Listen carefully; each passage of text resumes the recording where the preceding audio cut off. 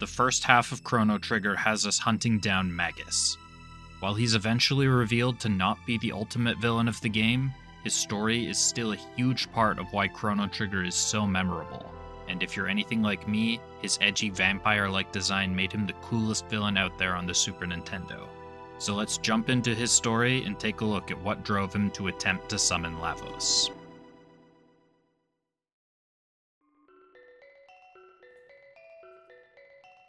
Magus' tale starts in the Antiquity Era with Yanis, the son of Queen Zeal. He had a sister, Scala, who is said to be an incredible child with extraordinary magical powers.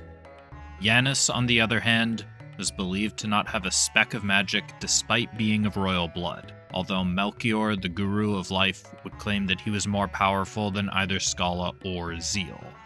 Yanis was a timid child, only seeming to really care about Scala and his pet cat Alphador, finding it difficult to open up to anyone else. Although we don't get much backstory on Zeal, her actions would play a major role in Yanis' story. The Enlightened Ones of the Kingdom of Zeal would discover Lavos' presence, and Zeal would have Melchior construct the Mammon Machine to harvest Lavos' power. The belief was that harvesting Lavos' energy would bring the Kingdom of Zeal into a period of true prosperity. The power of Lavos can make hopes and dreams come true. The ultimate dream of eternal youth and life is now possible. Melchior added a safety feature to the Mammon Machine, that it would only answer to Scala's pendant, to prevent its power from being abused. With the promise of unlimited power, Queen Zeal would begin a descent into madness as the Mammon Machine project continued, and would plan to bypass the safety mechanism by forcing Scala to operate it for her. Yanis had noticed the changes in his mother, and as a result began to repress his powers, despising the suffering that his sister Scala had been going through. Enter Chrono's party. Traveling to 12,000 BC as it was the gate closest to Lavos, they encounter Yanis. Yanis doesn't have much to say to them, but as he walks away, he turns back, mentioning, "The black winds howl. One among you will shortly perish." He is next seen mentioning the black winds to Scala, where she hands him an amulet for protection, before being summoned away by Queen Zeal. Chrono's party is arrested shortly after by Queen Zeal's assistant Dalton, going off the advice received by a man simply known as the Prophet. More on him later. Scala and Yanis check in on them as prisoners, and Scala frees them, hoping that they can free the gurus who were exiled for opposing the queen. Yanis is less optimistic, calling them idiots and thinking that freeing them will be useless. The Prophet then arrives to intervene, forcing the party to show him the gate that brought them to this time period, sending them back through it and placing a barrier over it to stop them from coming back the same way. They return later via the Epoch, allowing them to travel through time without the use of a gate. After freeing Melchior from the Mountain of Woe, they meet up with Yanis and Scala once again in the town of Algety. Yanis notes that the place is filthy compared to Zeal, and Scala mentions that she's turned her back on her mother and pleads with the party to try and stop her madness. Dalta tracks them down to Algety and kidnaps Scala at the request of the queen to force her to activate the Mammon Machine. Yanis tries to stop him, but is knocked back by Dalton. Yanis follows Scala to the Ocean Palace to try and save her, but Zeal has Scala activate the Mammon Machine, bringing them face to face with Lavos. Time gates appear and consume the three gurus, Melchior, Balthazar, and Gaspar, and Yanis, scattering them throughout time.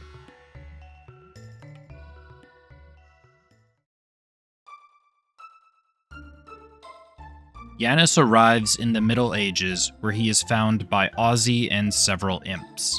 Most of the specifics of events between this point and 600 AD aren't given, but we do get a few tidbits here and there.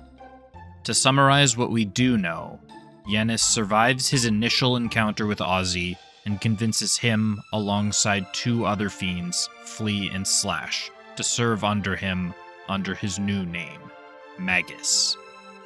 The three of them grow an army and use it to wage war against the kingdom of Guardia. His reasons for doing so aren't stated in the English localization, but the wiki claims the Japanese script shows that the war is to gain enough power to defeat Lavos.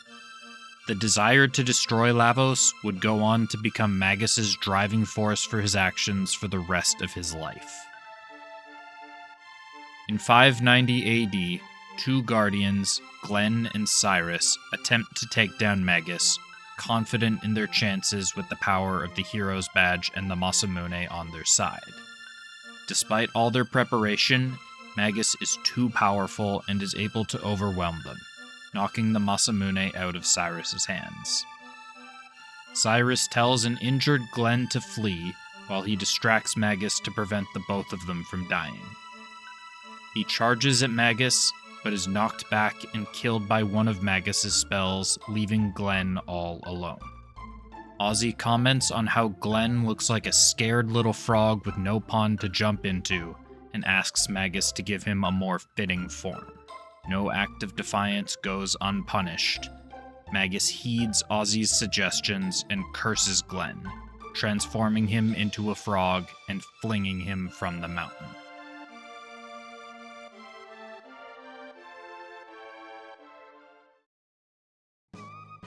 Ten years later, Chrono, Luca, Marl, and Robo arrive in the Middle Ages after learning from the year 1000 that Magus had brought Lavos into this world. They repair the Masamune to give to Frog, as well as retrieve the hero's badge for him and recruit him to their cause of killing Magus. The party would make their way to Magus's base of operations, Fiend Lord's Keep, in an attempt to stop Lavos from destroying the future. They fight their way past Slash, Flea, and Ozzy, and find Magus in the depths of the castle, chanting as he prepares his ritual to summon Lavos.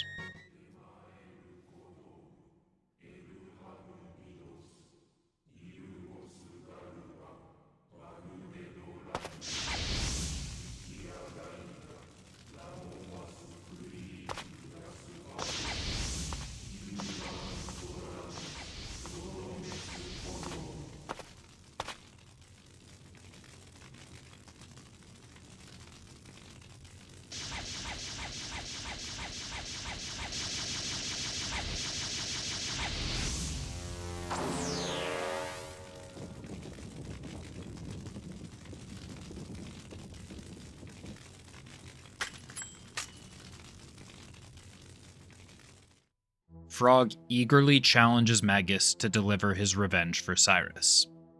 Magus accepts Frog's challenge, but not before once again noting that the black winds howl.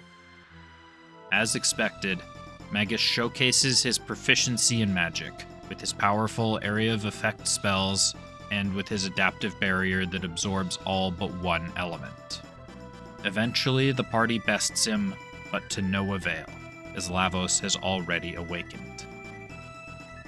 Weakened from his battle with Chrono's party, Magus curses and notes that it wasn't yet time for Lavos to awaken.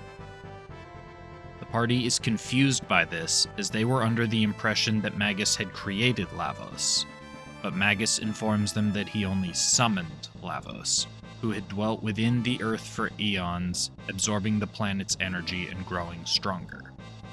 Magus curses the party, stating that if they hadn't interfered, then he would have been able to achieve his goal, before Lavos creates a time gate, sending the party into prehistory and Magus back to the Antiquity Era.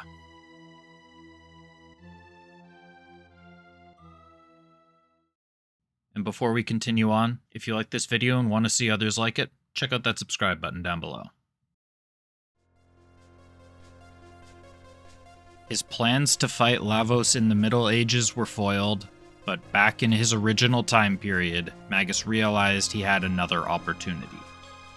He knew everything that had happened since he had lived here before, and so he just had to make sure that everything happened the exact same way once again.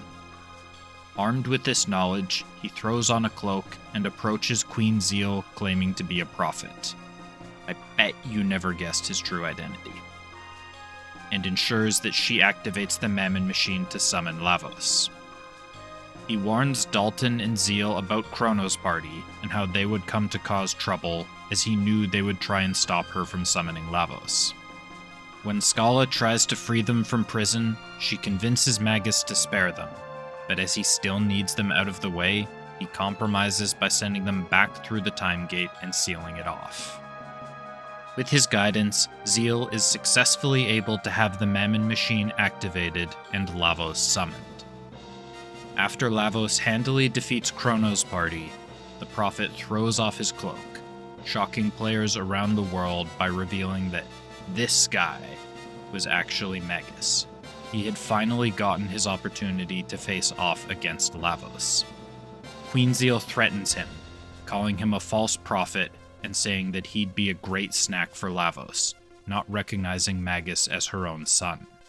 Magus throws himself at Lavos, but is completely outmatched and thrown to the ground. Lavos starts trying to absorb Scala, prompting Chrono to stand up and use his last bit of energy to try and stop it.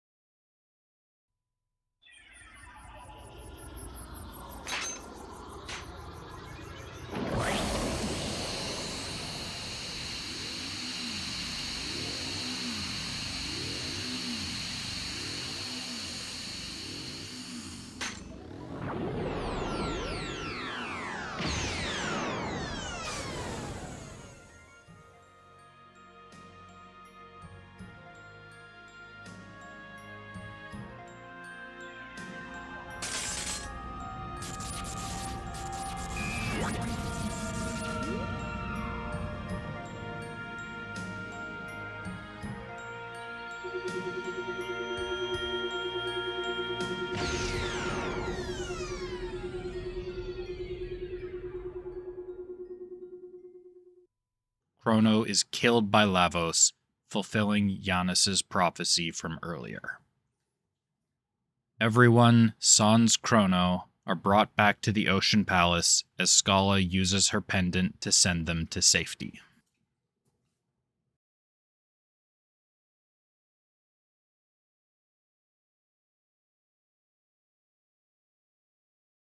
Magus can next be found at North Cape, musing over the fall of Zeal.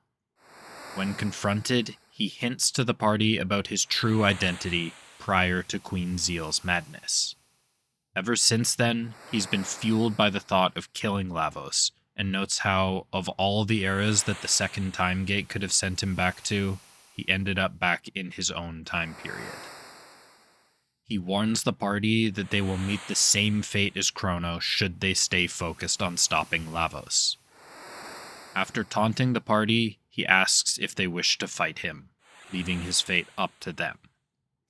Should you decline to fight, Magus will join the party and aid in their quest to stop Lavos despite his previous warning, while accepting the fight will obviously put you in a fight with him, leading to Magus's demise. If Frog is in the party and you accept Magus's challenge, he tells the rest of the party to stand back as he alone takes revenge for Cyrus. After being defeated, Magus states that his death should revert the curse on Frog, which can happen in some of the endings. Whether or not you fight him, he suggests you talk to Gaspar as he knows of a way to bring Chrono back to life.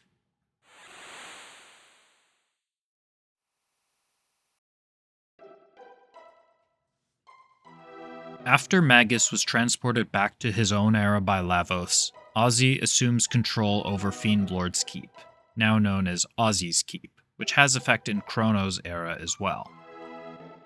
Medina Village, where the fiends of the present time period live, originally worshipped Magus and Lavos, with a giant statue of Magus in the town square. The town now has a statue of Ozzy, and the fiends worship him instead. Magus's side quest involves returning to Ozzy's Keep to defeat him once and for all. Ozzy derides Magus for abandoning the Mystics, calls him a traitor, and flees, sending Flea, Slash, and other fiends at the party as they give chase. At the back of the keep, Ozzy is defeated when a cat wanders into the room, and hops on a lever, pulling out the ground from underneath him. It's unlikely that this kills Ozzy, as the party had survived a fall from the same floor, but this is the last Ozzy is seen, and the fiends of Medina Village in the present era are now friendly towards humans, and there is no statue seen in the town square. Should you take Magus with you to the Black Omen and face off against Queen Zeal, she once again fails to acknowledge him as her son, and only recognizes him as the prophet who tried to betray her at the Ocean Palace.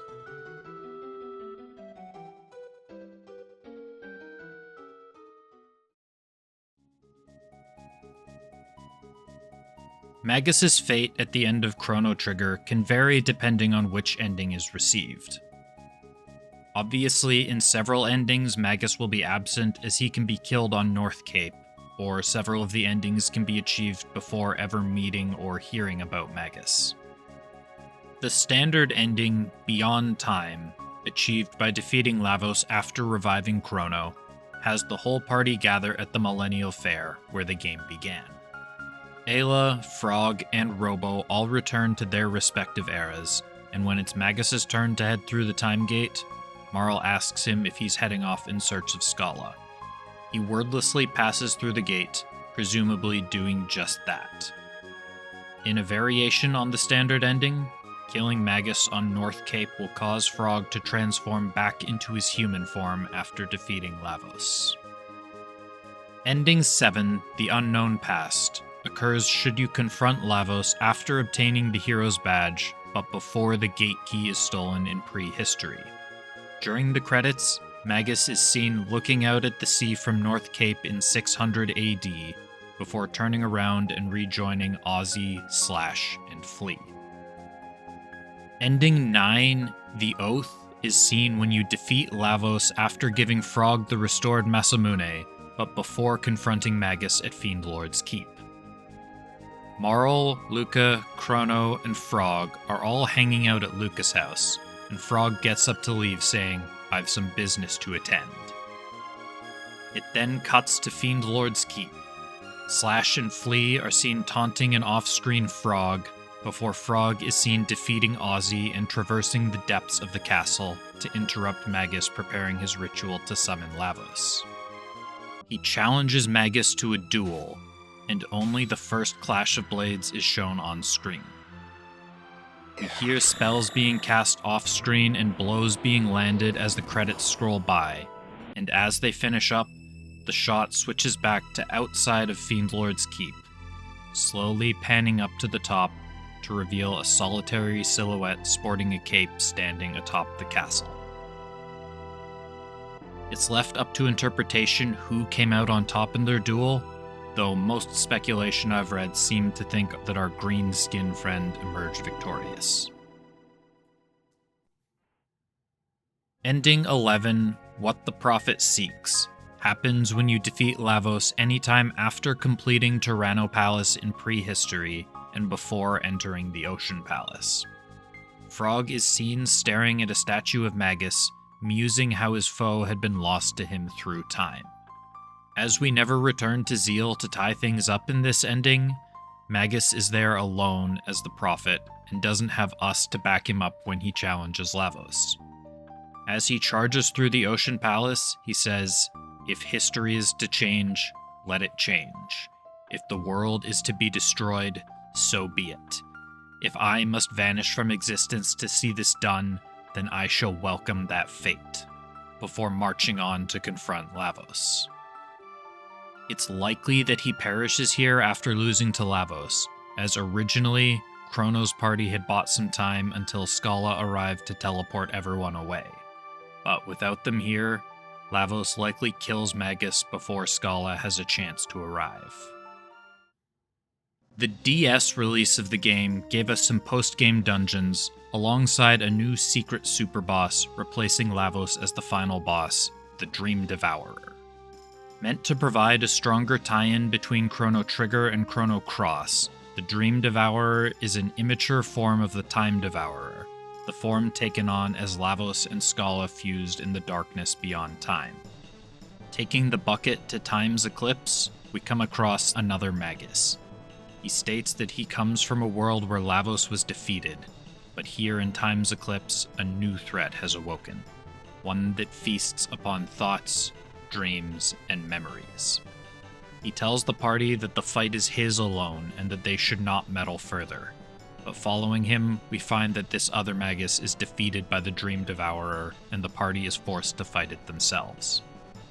After the fight ends, Magus rushes back in, concerned about his sister, and she uses her last bit of sanity before Lavos consumes the whole of her awareness to pass a message on to him. She urges Magus to return to his own era, as he lacked the strength to free her. Or rather, he would be unable to free her because he was too focused on his strength. Magus protests, but Scala tells him she isn't the same Scala he knew, and teleports Magus away. Disheartened, Magus sheds his memories, stating that if even a part of himself remains, then perhaps that will be the birth of a new or greater meaning. He then awakens in a forest with none of his memories, apart from knowing that there was something he needed to do or something he needed to find. He walks off, saying that he needs to find a way to remember.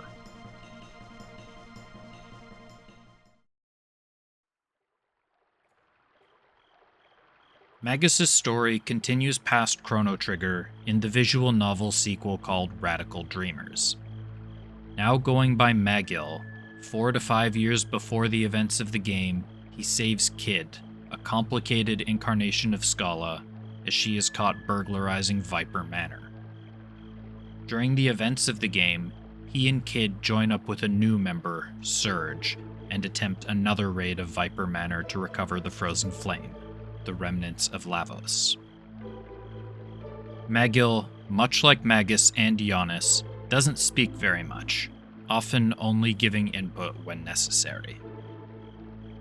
The Frozen Flame, however, was used as bait by Lynx to lure Kid back to his mansion, so he could force her to hand over the Time Egg, or Chrono Trigger, so that he could reunite it with the Frozen Flame. With the two objects in hand, he would gain the power to bend the fabric of space and time, as well as rewrite the past. While fighting Lynx, Surge can turn to Magil, where he urges us to focus on Kid instead. Do not make the same mistake I once made. You must protect her. Lynx is able to overpower the three of them, but as he is about to strike the killing blow onto Surge, Vera enters the room to break up the fight and take the Frozen Flame for herself. She is followed by the poor army, and Magil teleports the three of them out of the manor. Kid now remembers her past, and as it was her and Magil that the army wanted, they part with Surge, promising to meet again.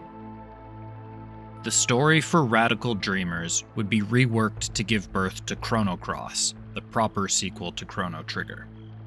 Magil was originally supposed to be reworked into the character Guile.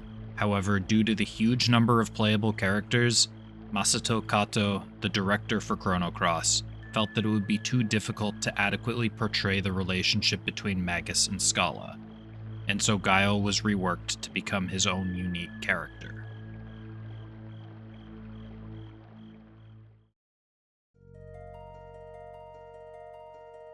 This'll be a short section for this video, as Magus doesn't have too much in the way of obvious references or symbolism. His henchmen, Flea, Slash, and Ozzy in the English release are all named after famous musicians. Flea from the Red Hot Chili Peppers, Slash from Guns N' Roses, and Ozzy Osbourne from Black Sabbath. In the original Japanese script, the trio also share a theme, albeit a different one. Here they are named after different condiments, with Flea being named mayonnaise, or mayonnaise, Slash is soy sauce, and Ozzy is vinegar, or vinegar. Magus's name also has a couple of references in it. A magus is another term for sorcerer or a Zoroastrian priest, and Magus certainly is a sorcerer. His Japanese name is Mao, which translates to Devil King, and it could be an apt description of him based on his appearance.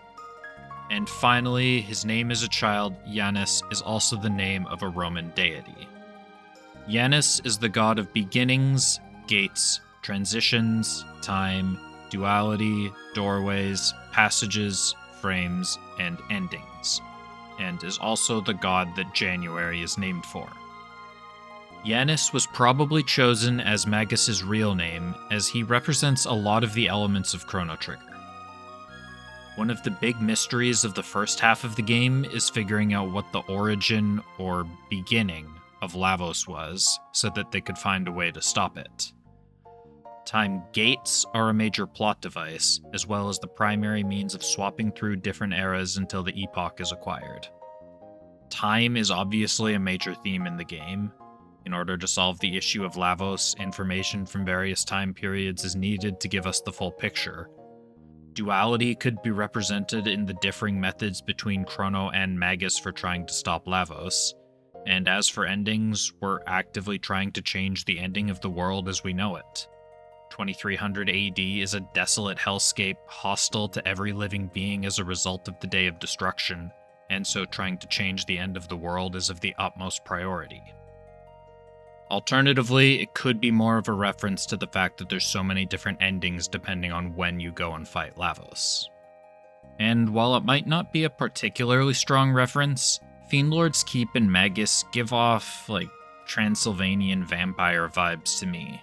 Bats are a regular encounter throughout the keep, and we see them outside as well. Magus' cape feels reminiscent of Dracula's cape, and just the overall appearance of the keep makes me feel a little bit like I'm playing Castlevania.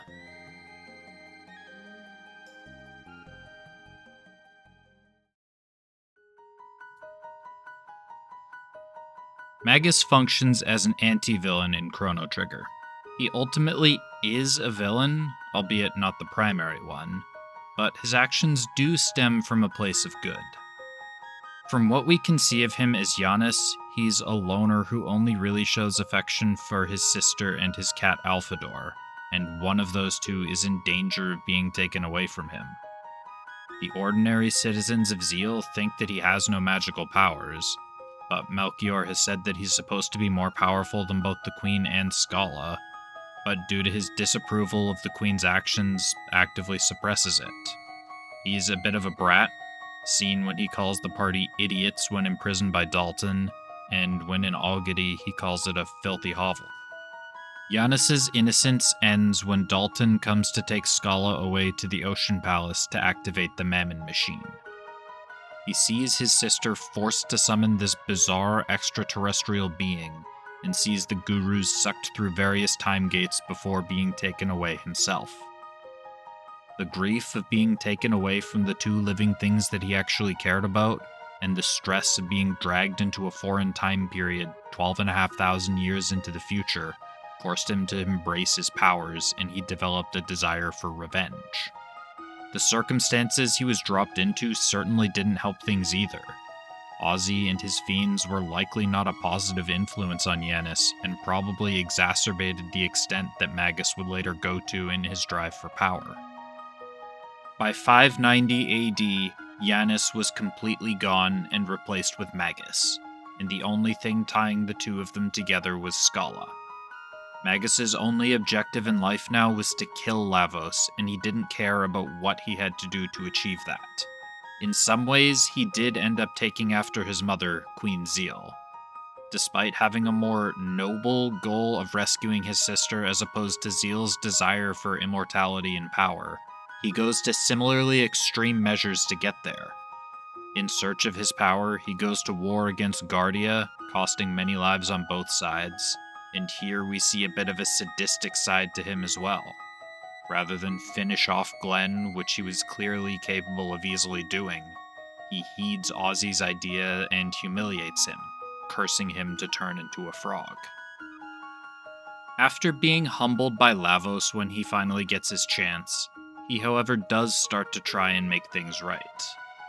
Regardless of whether or not the party forgives him, he lets them know that there is a way to revive Chrono, and where they should go to find out about it.